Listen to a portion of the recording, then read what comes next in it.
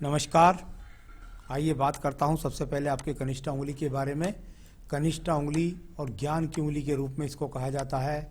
यहाँ पर ये उंगली बिल्कुल जाकर सूर्य की उंगली के प्रथम कट तक पहुँच गई, यानी कुल मिलाकर व्यक्ति के जीवन के अंदर इसको कहते हैं कि भाई बुद्धि की कोई कमी ना होना, बुद्धि की कमी ना होना, याददाश्त की कमी ना होना, साथ ही साथ व्यवहारिक पर कुछ यहाँ 2 लाइनें खिंची हुई हैं, थर्ड पर भी कुछ लाइनें खड़ी हुई हैं, और ये बीच का गैप भी जब बुध पर्व के नीचे की तरफ होता है तो इसका मतलब होता है अब वर्तमान का व्यवहारिक पर्व थोड़ा पीड़ित है, यानी अपनी भाषा शैली पर अति बोलने पर नियंत्रण करना होगा। कोई ऐसी बात ना करें जिससे किसी को भी परिवार में पीड़ा का सामना करना पड़े। साथ ही साथ आर्थिक स्थिति का जो धन है उसको एक तरह से कह सकते हैं कि खर्च ज़्यादा लगा हुआ है और वो धन जो है अपने आप में पूरा नहीं पड़ता। यहाँ पर बात करता हूँ उसके बाद आपके सूर्य की उंगली के बारे में। यश मान सम्मान प्राप्त करने के लिए इस उंगली का जितना सीधा स्वरूप होता है, यानी जितनी इसकी लंबाई एकदम सीधेपन पे होती है, उसमें टेढ़ापन नहीं होता, ऐसा व्यक्ति राज्य सरकार से लाभ उठाता है। यहाँ पर प्रथम पर्व पर एक कट का निशान, यानी कि अचानक से मन के अंदर क्रोध आ जाना, इस तरह की स्थिति। साथ ही साथ उसको नियंत्रण रखना होगा। व्यवहारिक पर्व यानी कि जहाँ आप जा रहे हैं, जिस जगह पर रह रहे हैं, जिस कार्य क्षेत्र में जा रहे हैं, वहाँ के लिए भागदौड़ करना, और कई बार दूर स्थानों से व्यक्ति को जुड़ जाना पड़ता है। तो राज्य सरकार के काम हो या संविदा के काम हो, उनसे दूर स्थान से जुड़ने का संकेत। अब बात करता हूँ यहाँ पर मैं आपकी सीधा सीधा उंगली की जो आपस में जुड़ी हुई हैं। शनि की और सूर्य की उंगली का जब आपस में जुड़ाव होता है तो ये जुड़ाव, यह हल्का सा गैप लगता है देखने में, लेकिन इतना बड़ा गैप नहीं है जो आप अपने माता पिता की सेवा ना कर सकें। भाई बंधुओं से सारा संबंध सामान्य सही रहते हैं। यहाँ पर बात करता हूँ शनि की उंगली के बारे में।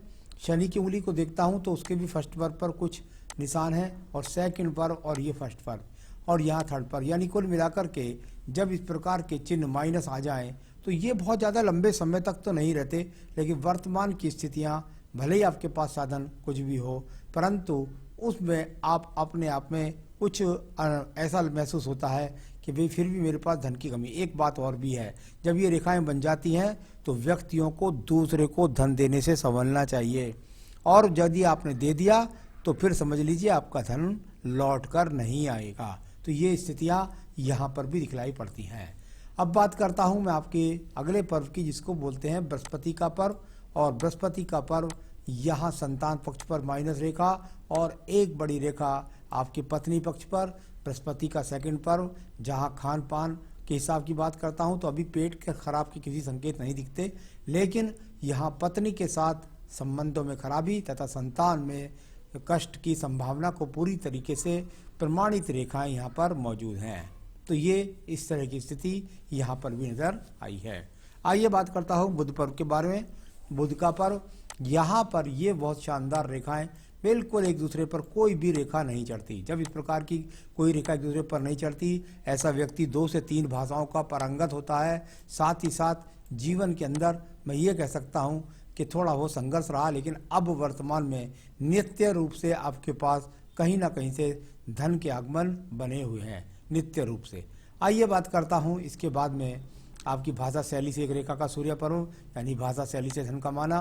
साथ ही साथ सूर्य पर्व पर ये समानांतर रेखाएं, कोई भी रेखा एक दूसरे पर नहीं चल रही। साथ ही साथ मंगल पर्व से सूर्य पर्व का रेखा का संबंध, और एक रेखा बिल्कुल ऊपर पूरी तरीके से चढ़ गई, यानी कुल मिलाकर थोड़े दिन कोई और दूसरी जॉब प्राइवेट करने के बाद में व्यक्ति राज्य सरकार से संबंधित नौकरी को प्राप्त करता है। अगर नौकरी को प्राप्त नहीं करता तो ऐसा व्यक्ति को मैंने कम से कम 20-20 साल तक संविदा की जॉब पर देखा है। तो ये अच्छे संकेत यहाँ सूर्य पर्व पर दिखलाई पड़ते हैं, लेकिन राजनीतिक क्षेत्र से लाभ नहीं मिलेगा। आइए बात करता हूँ आपकी कन्या रेखा के बारे में। ये रेखा है आपकी भाग्य रेखा, यानी शनि पर्व। शनि पर्व और यहाँ पर ये भाग्य रेखाएं अभी कुछ एक दूसरे पर चढ़ कर के चलती हैं, यानी कि धन का कुछ भी स्रोत है, लेकिन उससे मन की संतुष्टि नहीं दिखाई पड़ती। तो उसकी संतुष्टि के लिए जो अन्य प्रयास हैं उनको भी आप कृपया करके करते रहिएगा। आइए बात करता हूँ इसके बाद में मैं बृहस्पति के पर्व की। बहुत शानदार सा एक्स का चिन्ह बन जाना। मैंने कितनी बार बताया कि इतना शानदार एक्स का चिन्ह बन जाए, व्यक्ति के हाथ के अंदर बुध पर्वत और शानदार रेखाएं खड़े हों, उंगली अनामिका एकदम सीधी हो और उस पर खड़ी हुई रेखा एक ओर पहुंच जाए, तो राज्य सरकार से संबंधित नौकरी प्राप्त करने का बहुत अच्छा संकेत होता है। तो इस पर आपको थोड़ा सा ध्यान रखना चाहिए। अगर आपने राज्य सरकार से संबंधित नौकरी प्राप्त नहीं की है तो उसका प्रयास करेंगे तो आपको उससे अच्छा खासा लाभ मिल सकता है। तो ये वो रेखाएं हैं जो आपके जीवन के अंदर ब्रैकेट्स का बनाई नजर आती हैं। अभी ब्रैकेट बना नहीं है, यानी आने वाले समय में आप सभी संसाधनों को स्वयं की अथक प्रयासों से जोड़ पाएंगे। आपकी हृदय रेखा को देखिएगा, बहुत मोटी हृदय रेखा, ये अपने आप में बहुत बुरा संकेत है। इतनी मोटी हृदय रेखा जब व्यक्ति के जीवन में हो जाए तो इसको कहते हैं मन पर बोझ लेकर रहना, यानी कि इसका संबंध एक रेखा का जाकर सीधा मंगल पर्व की रेखा के साथ ही बन जाना। पत्नी के साथ वैचारिक मतभेद, मन पर कोई बोझ रहना, यार मेरे को ये चीज़ नहीं मिल पाई या ऐसी मेरे जीवन में होता, ऐसा बोझ लेकर के रहना, कभी कभी स्थायी रोगों को लेकर के रहना और साथ ही साथ अपने आप पत्नी के साथ वैचारिक मतभेदों को। तो ये मन की कोई पीड़ा है जिसको दर्शाने वाली ये मोटी रेखा है, जो आपको या तो पत्नी के साथ संबंध खराब रखेगी और नहीं तो आपको नित्य रोगों का सामना करना पड़ेगा। तो ये वो रोग होंगे जिनको बहुत रोग नहीं कहते, लेकिन पता लगा कि व्यक्ति की जैसे वाली कब्जियत रहती है बहुत लंबे समय तक, या कोई एलर्जी के रोग निरंतर रहते हैं, तो वो ऐसे रोग तो है नहीं जिसका ऑपरेशन हो सके, लेकिन मन में उनको पीड़ा लगातार बनी रहती है। आइए मंगल पर्व के निम्न मंगल पर्व की बात करता हूँ। नक्षत्र बनता हुआ मंगल पर्व, यहाँ पर इसको कहते हैं कि भाई व्यक्ति के जीवन के अंतर्गत यहाँ पर थोड़ा सा जमीन जायदाद देने में व्यक्ति को देरी का सामना, यानी संपत्तियां बने लेकिन उनमें कुछ समय का सामना करना पड़े, एक बात। दूसरी बात, अचानक से क्रोध आने के लिए भी है, ये बैलेंस है। यहाँ निम्न मंगल से व्यक्ति का बैलेंस बनता है, अचानक से क्रोध आने की स्थिति भी इसमें ऐसे लोगों को पैदा हो जाती है। कर्म रेखाएं हैं, बहुत ज़्यादा कर्म नहीं करना पड़ता, ठीक ठाक अपना सामान्य सा कर्म किया और नियमित शैली में बनाए रखा, तो ये बहुत ज़्यादा मेहनत और बहुत ज़्यादा कर्म रेखा तो यहाँ पर नहीं है। आइए बात करता हूँ आपकी बुद्धि रेखा की, जो बुद्धि रेखा जिसने लगभग आपके जीवन में 30 साल के बाद आपकी उम्र का 28 से 30 वर्ष के बाद इसका उदय हुआ और बहुत शानदार तरीके से हुआ और दूर स्थान से संबंध भी बनाया। यानी कुल मिलाकर के ये वो संबंध बैलेंस था जिसका उपयोग आप अपने पिछले जीवन में करके अपने जीवन को ज़्यादा उपयोगी बना सकते थे। आज भी वो स्थिति आपके पास है कि आप में अच्छी बुद्धि रेखा है जिसके अनुसार आप जो है अपने कार्य क्षेत्र में प्रगति करते हैं।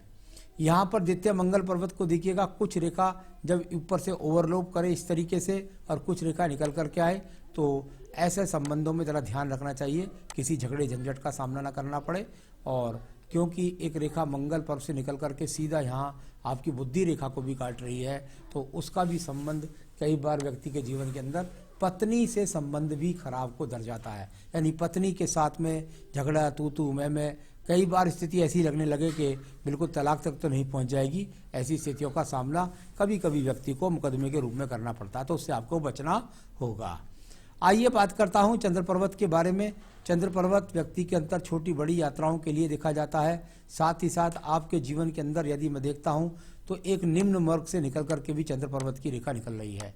ये नीचे वाली जो रेखा है इसका थोड़ा सावधान रहिएगा, किसी गलत व्यक्ति की संगत में पड़ करके किसी भी प्रकार से आपको बुरी चीज़ों का सेवन नहीं करना है। नीचे से खड़ी हुई छोटी छोटी रेखाएं मणिबंध के पास से, ये वो रेखाएं हैं जो बता रही हैं आपके जीवन के अंदर आप प्रगति की निरंतर सोच रखते हैं। तो थोड़ा सा खान पान, गलत लोगों के साथ संगत, इस चीज़ से आपको थोड़ा सा बच करके रहना होगा। आइए बात करता हूं मैं आपकी बात बुध रेखा की। बुध रेखा जो बुध का काम बहुत अच्छी तरीके से कर रही है बुध रेखा, ये तो आपके पास वो रेखा है जो संसाधन जुड़ाना चाहते हैं आप। दूसरी रेखा ये बुध रेखा है। बुध रेखा का बहुत अच्छा संबंध बुध पर्वत के साथ बने, व्यक्ति अपने जीवन की योजनाओं को अपनी बुद्धि के साथ से निरंतर बना पाता है। साथ ही साथ भाग्य रेखा की बात करता हूँ तो भाग्य रेखा यहाँ से जाकर के सीधा सीधा दूर पर्वत से जुड़ करके भाग्य रेखा चली गई आपके जीवन के अंतिम छोर तक, यानी कि जीवन के अंतिम छोर तक भाग्य रेखा आपका साथ दे रही है और दूर स्थान से जुड़ करके, यानी कि आपको घर छोड़ना होगा और किसी दूर स्थान से जुड़ करके आपको जीवन में उन्नति तरक्की प्राप्त होगी। यहाँ बात करता हूँ मैं आपकी राहु पर्वत के बारे में। राहु पर्वत से आपको छोटा सा, राहु पर्वत नहीं है, थोड़ा बृहस्पति पर्व की तरफ चली गई है। राहु पर्वत बिल्कुल शनि की उंगली के एकदम नीचे आता। तो ये उस तरह की रेखाएं हैं। बस कह सकते हैं कि भाई व्यक्ति बहुत ज़्यादा मेहनत तो नहीं करे, लेकिन उसको धन के आगमन निरंतर बने रहे। तो इस तरह की रेखाएं हैं यहाँ पर, जो बुद्धि का उपयोग करके आप थोड़ा सा लाभ और उठा सकते हैं। केतु पर्वत पर किसी भी प्रकार का कोई भी यहाँ पर लॉटरी का योग नहीं है। अगर यहाँ देखते हैं तो किसी भी प्रकार का कोई ऐसा लॉटरी का योग नहीं, बहुत बड़ी पूजा पाठ का योग नहीं। ये बहुत उम्र के बाद की बात है।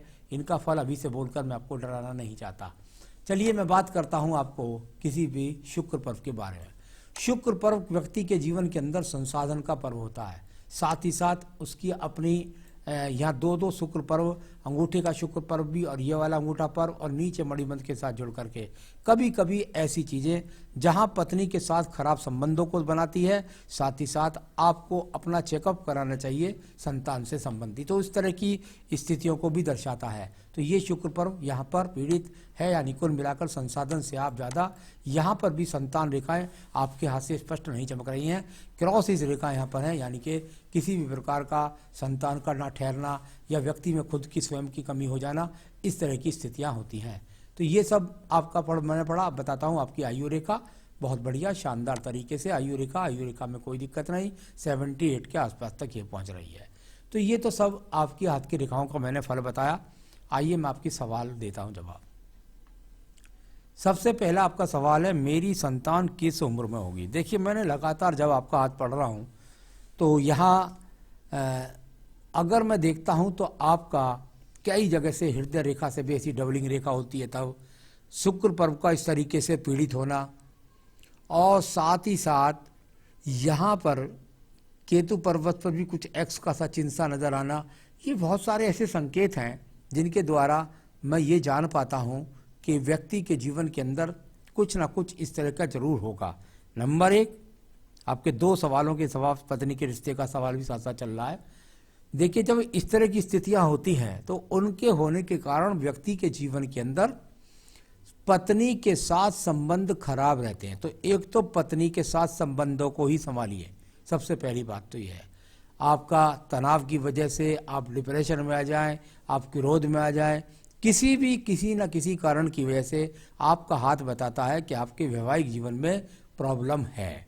तो एक बात। दूसरी बात, शुक्र आपका पीड़ित है। यदि संतान से संबंधी समस्या, आपने पूछा संतान कब तक होगी, किस उम्र में होगी, तो संतान से संबंधी समस्या का पूरा आपका हाथ दिखलाई पड़ता है। बाकी पत्नी के हाथ से ये और अच्छी तरह पता लग जाता है कि इनको संतान होगी या नहीं। आपके हिसाब से संतान योग होने के संकेत नहीं दिखाई दे रहे। अपना चेकअप कराइएगा, साथ ही साथ पत्नी के साथ बैलेंस बनाकर रिश्ते रहिएगा। तो ये दोनों सवाल के जवाब मैंने आपको दे दिए हैं। इसके उपाय भी मैं आपको बताऊंगा, यदि आपने कर लिए तो आपको उसका लाभ होगा, वरना बहुत मुश्किल हो जाएगा आपके लिए संतान और पत्नी के साथ संबंध। धनवान किस उम्र में बनूंगा, ये ऐसा हाथ नहीं है जिसको जीवन में कुछ नहीं मिलेगा। इससे जीवन में धीरे धीरे ये व्यक्ति मकान भी बनाएगा, सब चीज प्राप्त करेगा, संसाधन सबको, धनवान बन जाएगा। मुझे धनवान के से संबंधित कोई प्रॉब्लम हाथ में नहीं लगती। वो तो आपके पास सब कुछ होगा। जो असली चीज है उसको संभालिए, संतान और पत्नी से रिश्ते। स्वास्थ्य की जहाँ तक है, स्वास्थ्य में कोई और प्रॉब्लम नहीं, सिर्फ और सिर्फ सेक्सुअल डिसीज हो सकती हैं। साथ ही साथ इस चीज़ को आपको थोड़ा सा चेकअप करा लीजिए, बाकी कोई रोग मुझे नहीं दिखाई देता। भाई बहनों के साथ संबंध, शनि की उंगली सूर्य के साथ मिली हुई थी, उनके साथ सामान्य आपके संबंध रहेंगे। जीवन सुखदायक होगा कि नहीं, जीवन में आपकी सुखदायक में कोई प्रॉब्लम नहीं है। बस जो प्रॉब्लम मैं लगातार बोल रहा हूँ आप इनको ठीक करिए, क्योंकि इनसे असली जीवन सुख है। जिसकी पत्नी के साथ संबंध अच्छे नहीं उसका जीवन दुखी, जिसको संतान में सुख नहीं उसका जीवन दुखी। बाकी जीवन में सारे रिश्ते एक ना एक दिन छोड़ करके चले ही व्यक्ति के जाते हैं। तो चलिए उन चीज़ों को मजबूत कैसे करें ये मैं आपको बताने जा रहा हूँ। सबसे पहले जरूर पहनना पड़ेगा आपको पुखराज। ये श्रीलंकन पुखराज आपको पहनना पड़ेगा। यहाँ पर आपको मैं पहुँचा दूंगा, आप कहेंगे तो मैं ऑनलाइन दिखला भी दूंगा। ये तो आपको पहनना ही पड़ेगा अगर आप चाहते हैं पत्नी से संबंध अच्छे और संतान का होना, एक बात।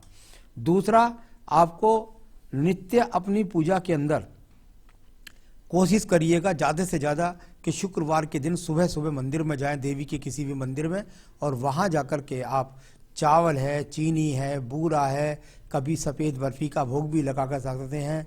हो सके तो मियाँ बीवी दोनों जाइए और कभी माता रानी को पूरे वस्त्र भी पहना सकते हैं आप किसी अच्छे शुभ मुहूर्त में।